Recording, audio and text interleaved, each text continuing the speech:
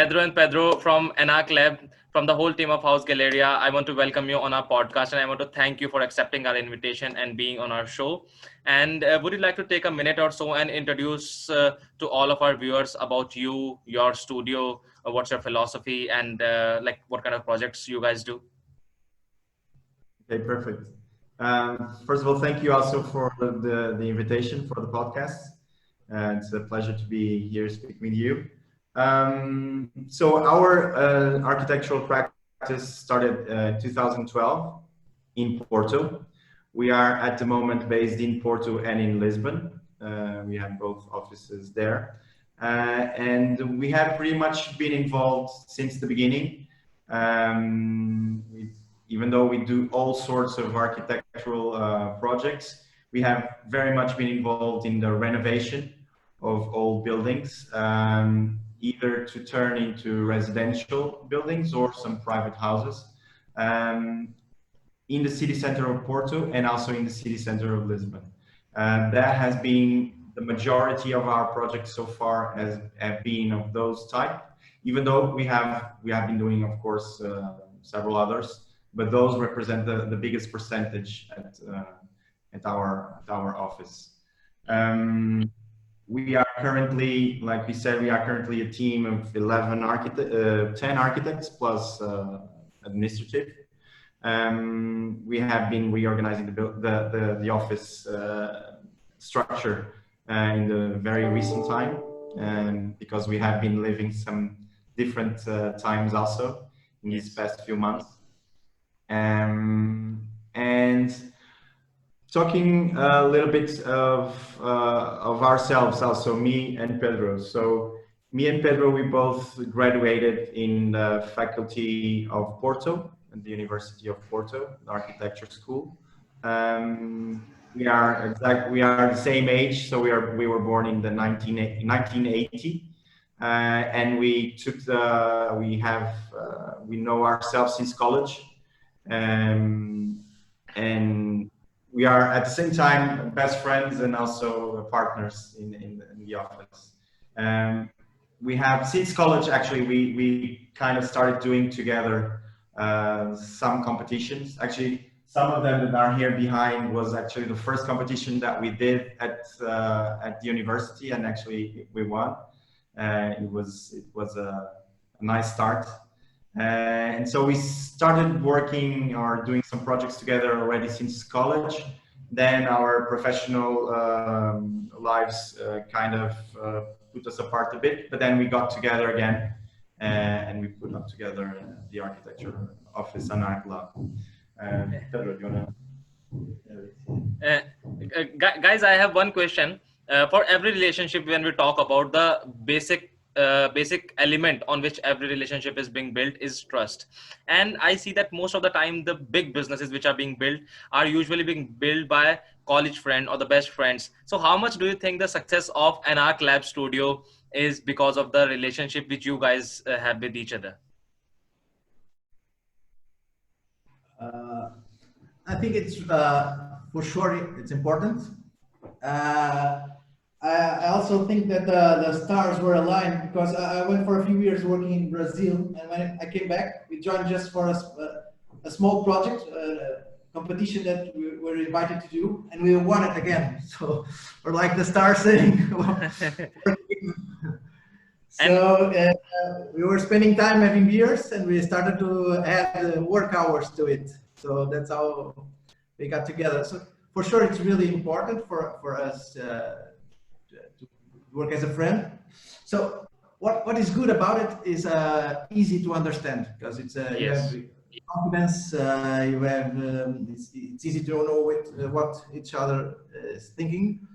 The hard thing about it is to translate it into a culture, into a company culture, because when you are only two friends with a couple of beers, it's easy to do it.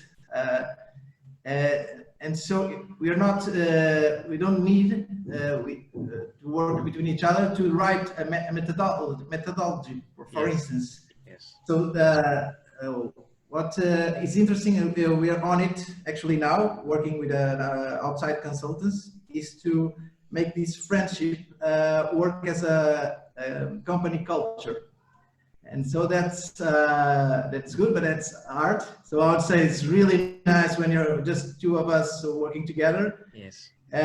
It will be even nicer in the future when it becomes a company culture. So I would say Yes. you have both sides of the coin, but it's really, Yes. it's a Yes. challenge.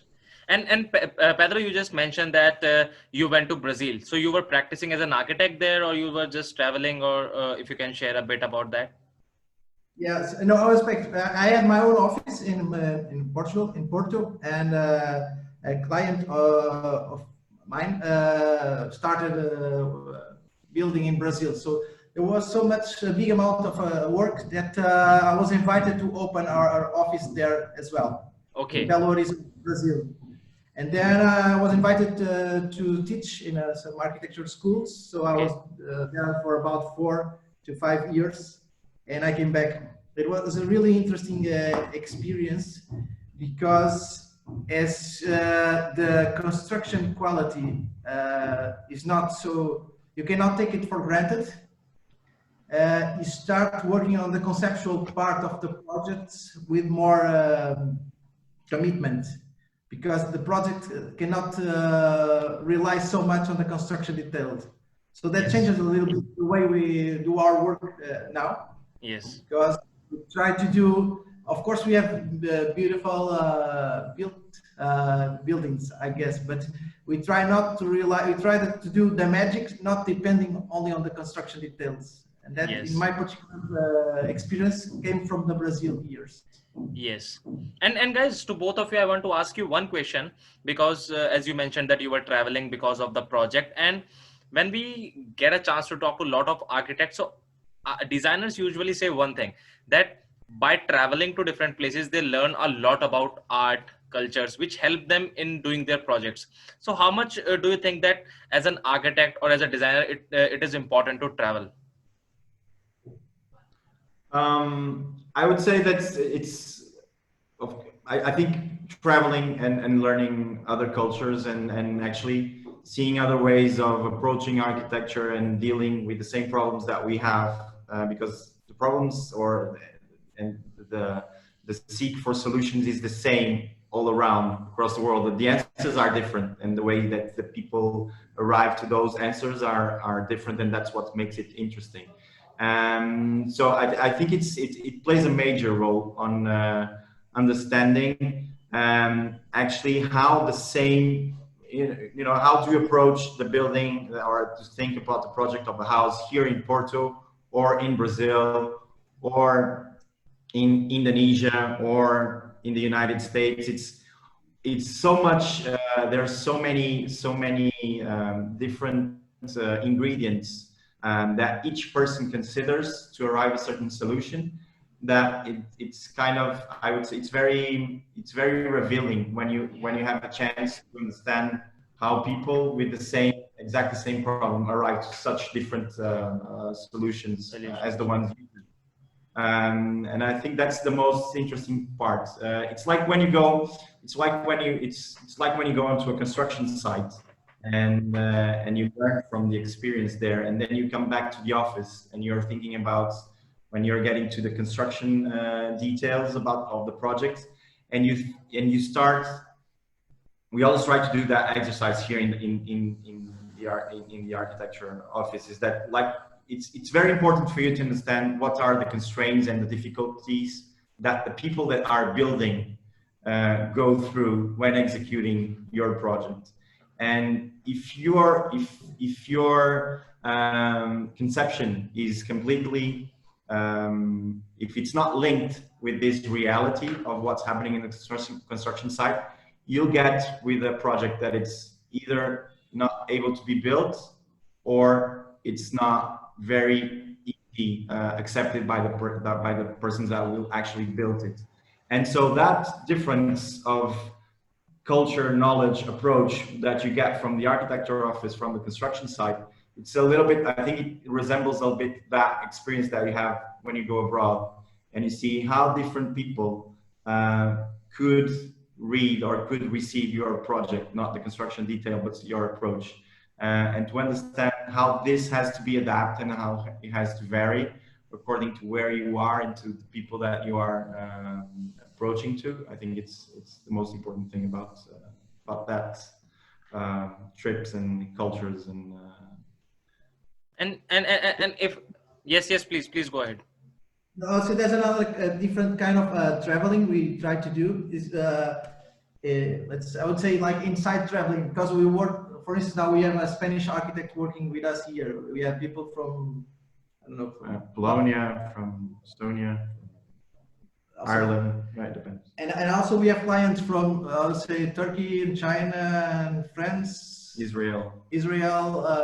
So that's another way to contact with different cultures. And we have in our own method of working, as many ingredients we have, the best. So we are taking kind of advantage of this opportunity to interact with different people. And for instance, the Spanish architect working with us is really good in terms of graphic illustration, let's say. So we're working with that different approach he can bring us. We have a client that worked with Turkish clients that bought I don't know how many square meters of stone, and we're starting with the stone for the project, for the pavement. So that we travel every day, let's say, because we try to take advantage of the different cultures that arrives every day at our office, being a client or an architect working with us. And do you think it is difficult to adapt with clients? Suppose you are dealing with a client from Israel, you are dealing with a client from Turkey. So how difficult, or how do you adapt when you are dealing with clients from different cultures and different ethnicities? It's been it's for us now. It's kind of it's now very normal. It's like usual daily life at the office, because when we started back in 2012, and it has been like that almost since the beginning. Actually, we started immediately dealing with some foreign clients, because Porto started back in 2010, 2008. The city center was completely empty, so no one was living here in the city center. Where it's actually where we have the office. It's right in the city center. It's in the heart of Porto. And in around 2010, there was a certain process of renovation of the city that started booming with tourism. And so that tourism started putting pressure on the city center. And actually we had pretty much all the buildings completely empty or abandoned. And so it was soon discovered either by the Portuguese, but also from a lot of people that would come here and were completely delighted with Porto, and started to invest here, either buying buildings to renovate and to have an apartment or to sell it.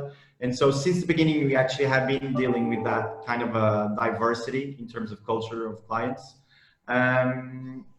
We try to be as sensitive as possible to their arguments and of course to their difference. I would say that we have a very close relation to all the clients that we have. It's very common that they approach us frequently, either by phone or some meetings, either me or Pedro. At the same time, we have to. There is something important that we always try to address. So we try to be careful, because it's different. It's always different culture. It's different ways of thinking, of expressing.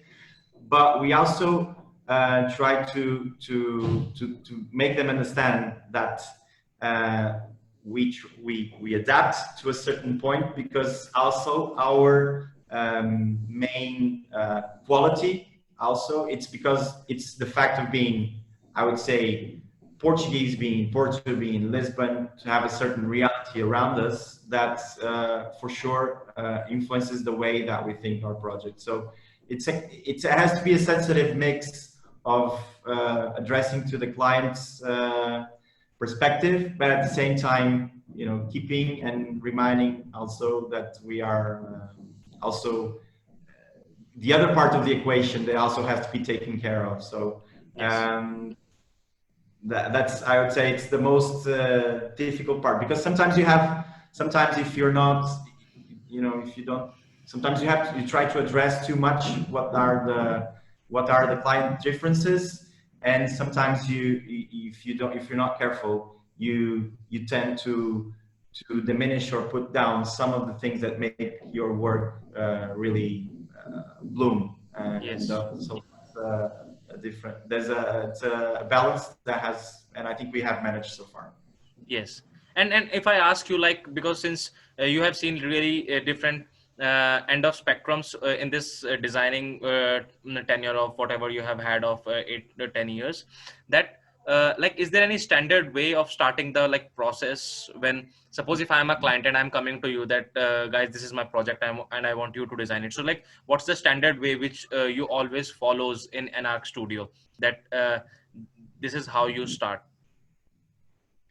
Actually, it's like Pedro said, we have been working now with a consultant that is helping us um, translate the relation that Pedro was talking about before, about us being friends and everything. So because we started to work already since college and we are very close friends, we have a way of working that it's, for us, it's completely natural, and we don't have to either write it down or express it. It just flows. Actually, now we are putting it into some sort of guidelines so that we can create this culture, project culture at the office. So I would say that the first thing that we do is to listen very carefully what is the briefing of the client.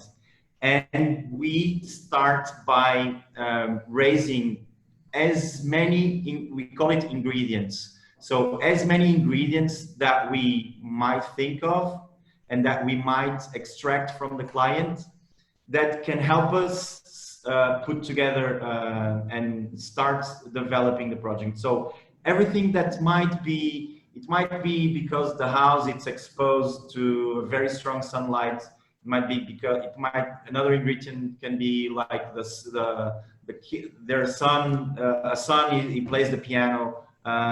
So all sorts of things that are the reality around the project, either the client or the situation of the building or the plot itself.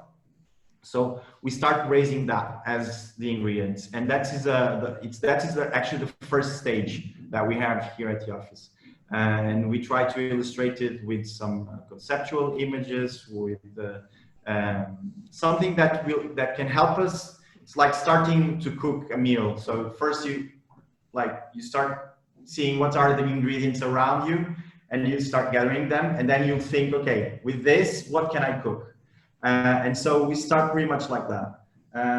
After that, we try to identify what is, so dealing with that project, what is the main question? Like, what is the main challenge? What can be the main motor of the project? What is the question that we can answer with our creativity? And so actually, so that's the second stage. So we have the ingredients. Then, okay, what are we going to, what we are proposing to answer? And we try to think of a question that will help us to be the motor of the project. For instance, we are now doing a house. It's like a house really in front of the beach. It's across the beach, so across the street it's the beach, and it's a set of plots, and there's 2 plots surrounding our house, and you could see that they are houses that, they're in front of the beach, but actually they don't have much relation with the sea or with the sand in front of them. The house could be there, or it could be actually some other place, and so with a lot of ingredients that we raised from the meeting with the client. One of the question that we rose for that project in particular was, what if instead of having a house at the beach, we would have the beach in the house? And so that by itself is just a small question. Actually, we started with a question and we turned it into just a punchline. And so we said, for us, the motto of the project is a beach in the house instead of a house at the beach. And so that itself, it's just a simple sentence and question, but actually it's helping us guide the project all throughout, because every time we take a decision, and that's what we also try to pass to all the architects that work with us, every time that we are working now, for instance, that project into a certain decision about the project itself, we always bring back this sentence and we say, okay, does it go with the concept? Is it coherent? Does it relate? And so it helps us somehow guide it all the way through. And then it's, of course, we have the licensing stage, and that's a more bureaucratic part. Then we come with there's the construction details of the project that we pay very much attention to, because we also, again, here in the construction details, it's not only translating, which we just were thinking, we raise the question again, and the question is again present, because all the options that we are taking, either like, for instance, in this case, either it's the texture of the cladding of the house, is it the color or the type of wood, all has to be kind of linked to this main concept. And so again, we do also a first conceptual stage in the pre-execution detail of the project, and then we carry on. Mm. Let me just add one more thing, please, because we have an exhibition going on actually now in our art gallery. In the small text that presents Anarchlab, we asked to add a small sentence saying that Anarchlab tries to add small inventions to the world each project, which is a big goal, and but it's a way to push us up a little bit. And in each project, for instance, the one that Pedro was talking about, we really try to have this small invention, and in this one, it's a good example, I guess, because despite being at the beach, there's a dune in front of it, so you're not able to actually look into the sea unless you're at the third floor. So we came up with let's say a big house periscope. It works as a beach cam. You're able to be on the ground floor and to check the sea, because our clients surf as we do. And we came up with this small invention that we've never seen it before. And we only came up with it because we were so into the ingredients and so into the problem. So that's the other thing I would like to add. We try, it's not always possible. We really try to add like a small invention. In this case, it's like a beach cam. You're able to check how the surf from your living room on the ground floor. So that's one of the goals we also have in each project. And do you think when you are like you mentioned that you always put a question which eventually turns into a purpose for the project, that okay, you are going to do this particular unique thing with this particular project, do you think that with every project you are delivering certain inventions or certain innovations, with every project you are getting better and better as an architect, as a professional? Do you think it happens with you when with every project you are getting better in designing the other project? Well, first, I hope so. But yes, I would say so. It's been actually, it's interesting looking back a bit, and it doesn't have to be that much far, but it's interesting to understand. And actually, I think it became clear also on this exhibition that Pedro was talking about, that we have going on now in Porto, in an art gallery close by in the city center. It's clear that actually you start noticing and clearly identifying a certain way of thinking and a certain and also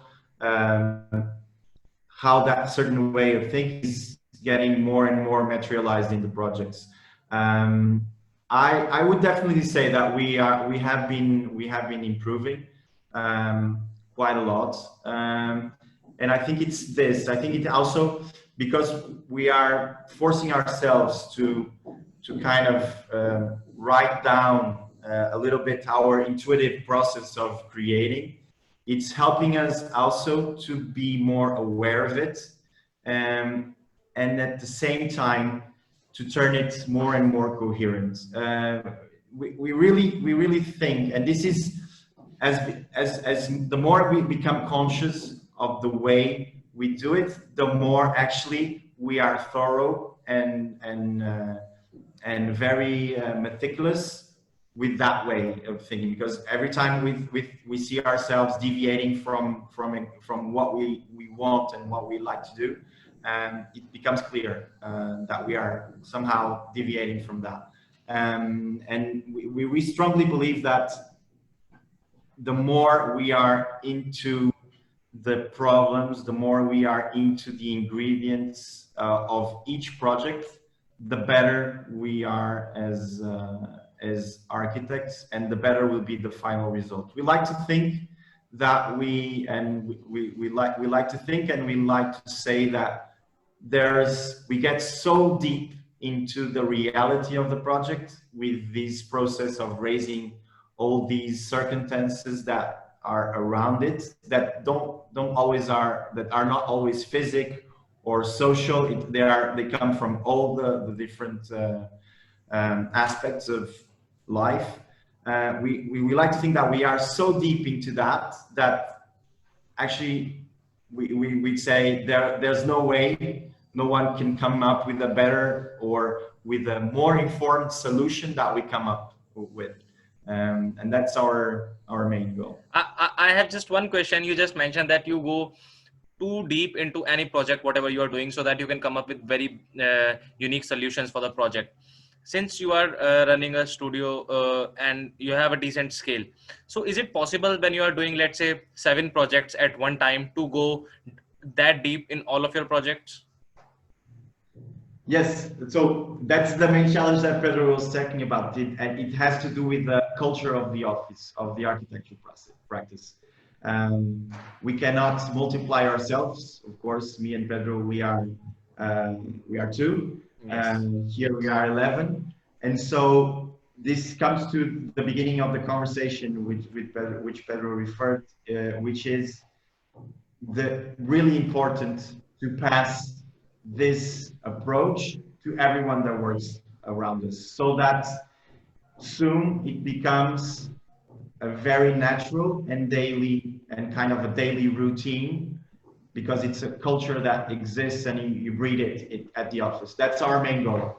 Of course, maybe it's not when you're talking about a big scale of projects.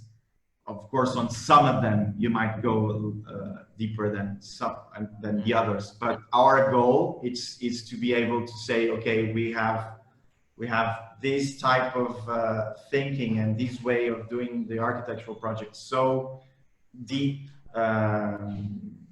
integrated in our architecture office and in the architects that work with us, that we can guarantee that we actually do it.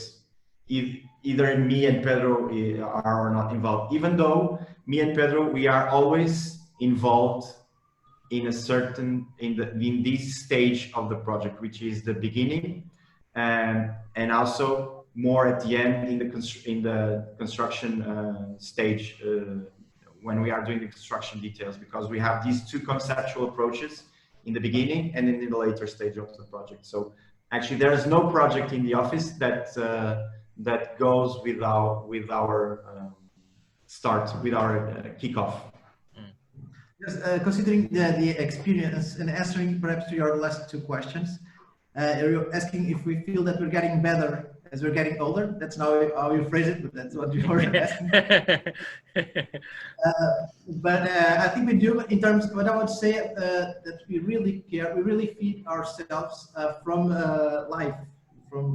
Life is really exciting for us as an ingredient as well. So as we get older, we have more experiences. I would say more social experience rather than technical experience, and that is really important for us. So I think we're getting better because we have more references of we're doing a summer house. So we were at summer houses. We're having beer. We have more years of having beer.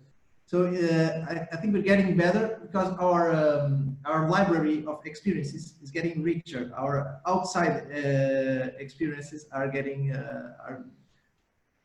larger. And due to considering the company culture, one of the things that we are changing in terms of even of timetables, we are asking people to leave the office, not to stay in, after time, and we are introducing happy hour and a lot of social experience and time for people to go out, because we really need them to be able to work and to projects from their interaction with life. For instance, if someone is working on a project for a bar or a cafe, we really love them to come with us, to talk with us, not with Pinterest on it, but to say, look, I went to this amazing place yesterday, or this bar is so ugly, but there's plenty of people there. Perhaps the beer is colder or is cheaper. So this is social experience that we are having a lot as we get older is really important for us, and even to go through the company culture. And you plan about developing your culture constantly, or like it goes organically, like do you have some strategy in mind that okay, now we are a studio of 10 people, so we should develop our culture by this strategy, and when we will become a studio of 50 people, our culture should be like do you have some strategy in mind, or like it grows organically? I would say that it's a little bit we are kind of planning, but in a kind of organic way at the same time. What we have been doing in the past recent times is that we have been improving.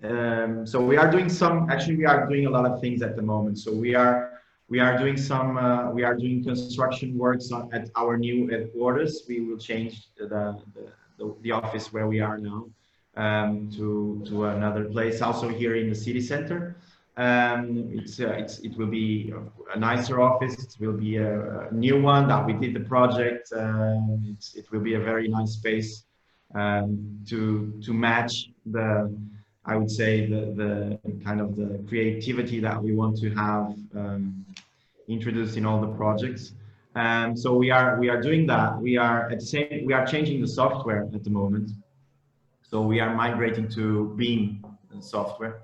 We are changing. We just recently changed the structure of the office. So we have project manager and office manager now.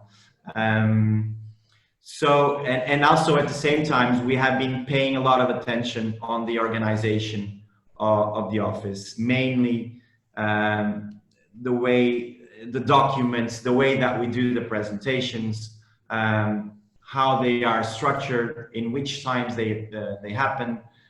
So we have been, like we said, like we have been putting into paper and to a guideline that process that we did kind of in a very intuitive way. And I would say that we believe that this will give us the necessary conditions and competence and knowledge to be able to organically grow if we want, and if it's the case. More than everything, we are getting prepared. Yes, please. Yes. No, you can go ahead. You can go ahead.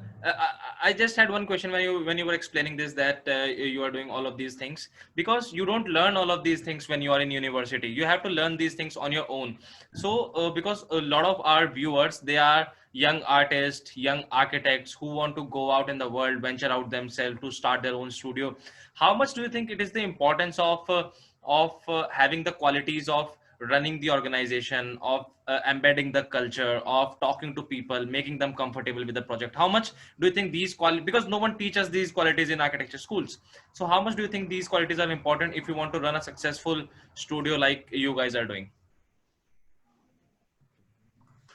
I would say it's really important, and we are figuring it now only when we are 40 years old. So, so I think it's nice of you to ask for advice in order to help younger people. It's really there's a leap of faith at a certain point, because it's really common for people to start as we did. We go out from college, we start to entering competitions, and it's difficult to know when you're already a company and you haven't noticed it yet. And so I would say we even had a difficult time trying to find a consultant to work with us on this subject. It's not. It's Okay. even not even a profession that it's not. The market is not this profession yet, but it's really, really important. And if you can Google it, because we did Google a lot. This company culture issue is, I would say, it's important. It makes you understand better yourself, because when you need to teach how you work, you need to understand yourself. In order, you need to write on a paper what do you like most. And I would say, for instance, as an interesting,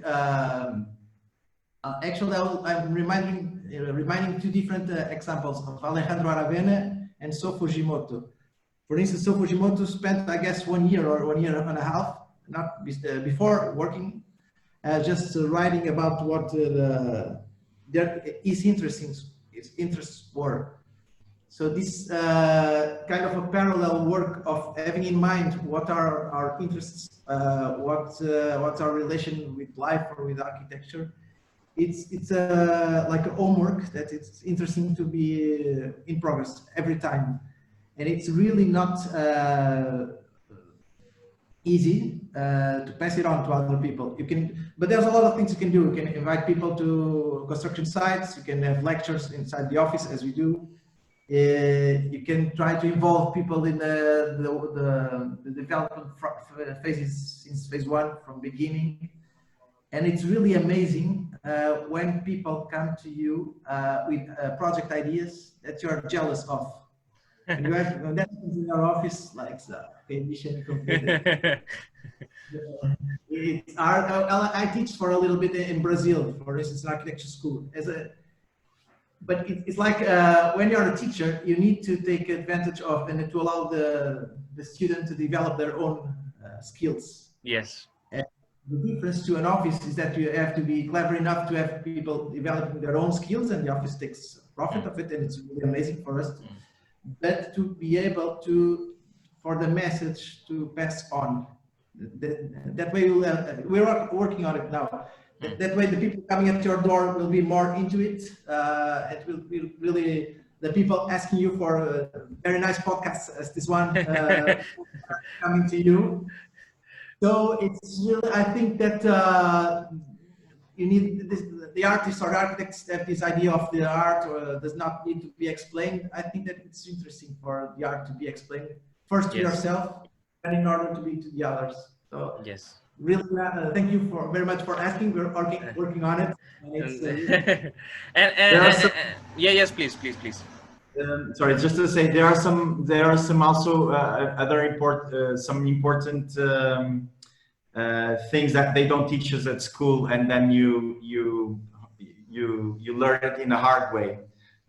One thing that we learned when we start growing the office is that, and actually we are just changing now, and because there are some things that we realize, but one of the things that, and I think every architect does that mistake, and we did it, is that when you are growing the office, you can't just throw architects at your problems. Like what happened to us in the past, more like I would say around 2017 to 2018, was that we started to grow, and we quickly started pass from 3 to 4 to 5 to 6 to 7. We actually have been recently we were more than 11. We were 14. And so one thing that we did at the time is like, okay, we have more work, so we need another architect, and you put another architect working, and then you put another architect, And actually, what it's a mistake. Actually, we have to kind of step back and say, okay, we are growing. Where do where do I need help? Where do I need people to help me deal with some, of course, more bureaucratic and more management areas of the office? And it's not an architect that will do the job. Um, and also, one of really important thing, and it was something that really changed our perception, is you're like, if you're starting an architecture office and if you are hired by clients, the clients want you to design their house, or they Yes. want you to design their project. They don't Yes. want the other architect that works with you, that Yes. can, that I'm sure Yes. it's a very competent, but Yes. they don't want them to design it. Exactly. And at the same time, if you created a company and if you start it and if you have the quality to move it forward, it's because the really good thing that you are good at and your time is really valuable is when you are designing.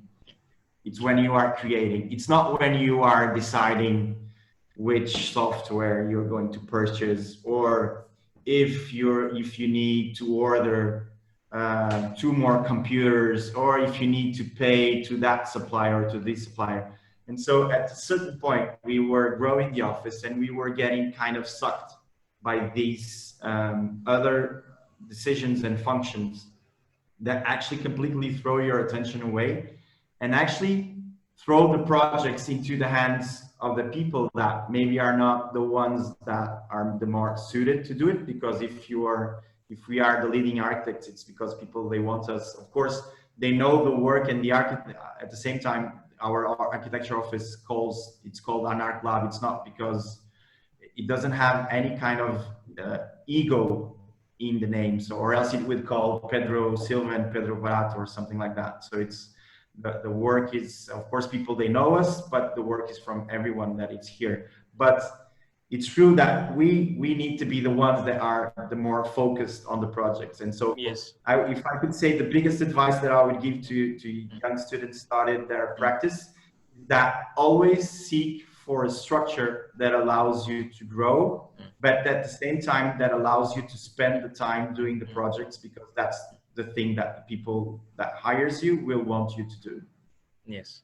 And you just mentioned one very beautiful thing, that when people come to you, they always expect that, okay, my project is going to be designed by you, not someone else, because they have seen your projects on some websites, on some magazines, and now they are expecting that touch of your personal touch in the project. And now, since your office is growing, so like like, is there any final thing which you always make sure that, okay, which reflects that when project will go out into the real world, it will have that touch of Pedro and Pedro when it will be built?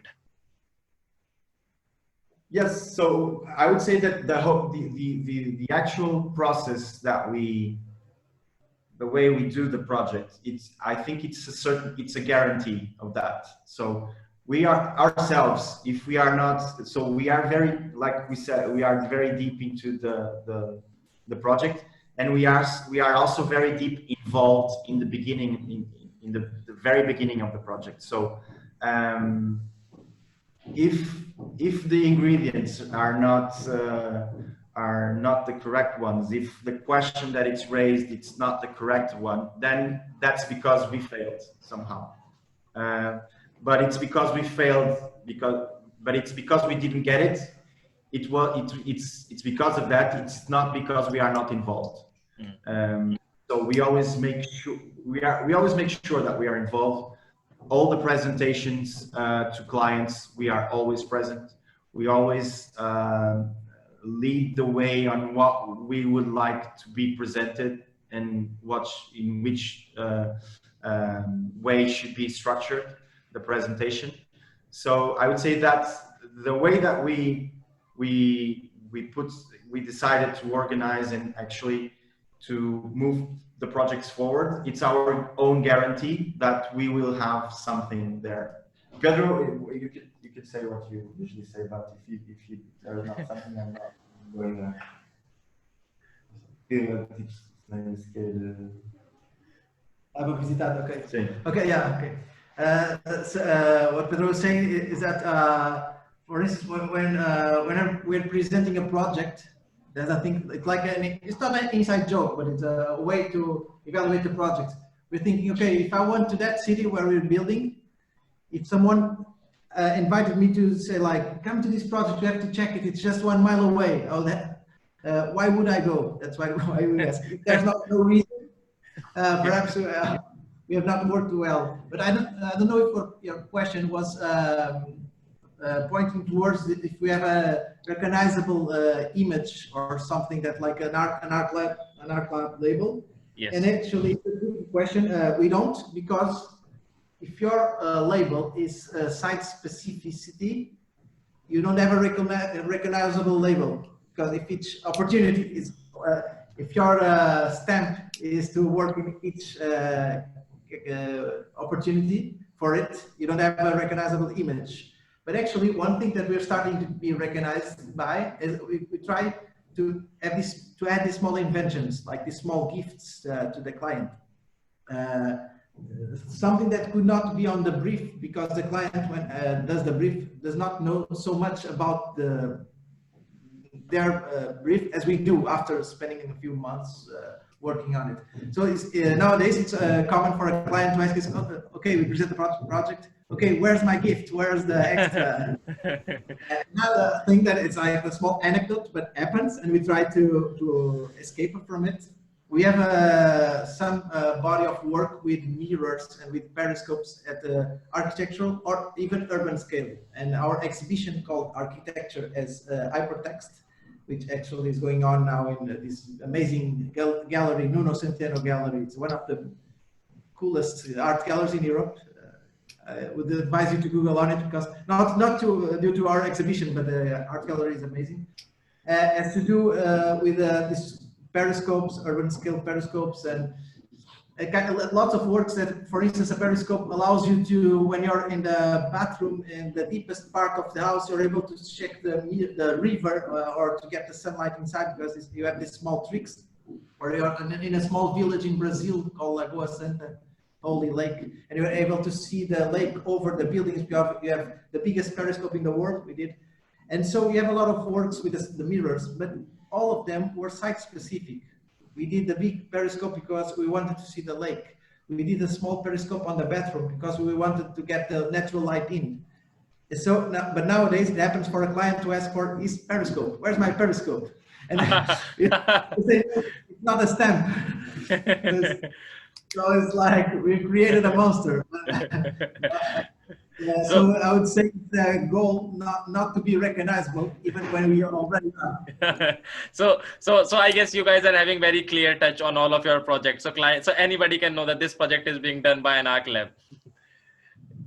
If there's a small invention to it, they might how do you say it? Yeah, they might suspect. Yeah.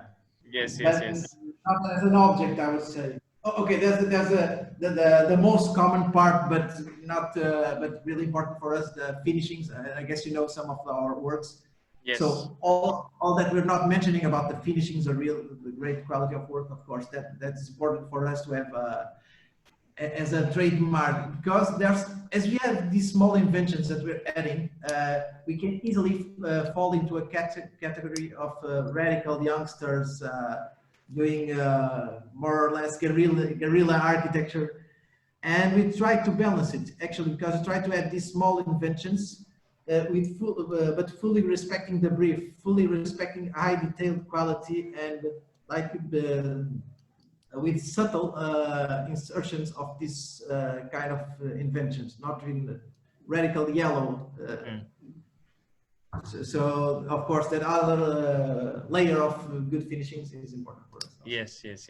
So guys, now we are in the final part of this podcast. Yes. Okay. And do we both answer? Yes. You both can select one option. Okay. So London or Paris? London. Modernism or contemporary? Contemporary. Zaha or Norman? Norman. BMW or Mercedes? Bien seres. Okay. Whiskey or vodka? Whiskey. Okay. With that said, it was amazing talking to you guys, and I had so much fun talking to you. It was really nice. And again, I want to thank both of you to come on our podcast, and I want to give you good luck and good wishes for coming time with your office. And hopefully, when this podcast will come out, our viewers will enjoy it as much as I enjoy talking to you guys.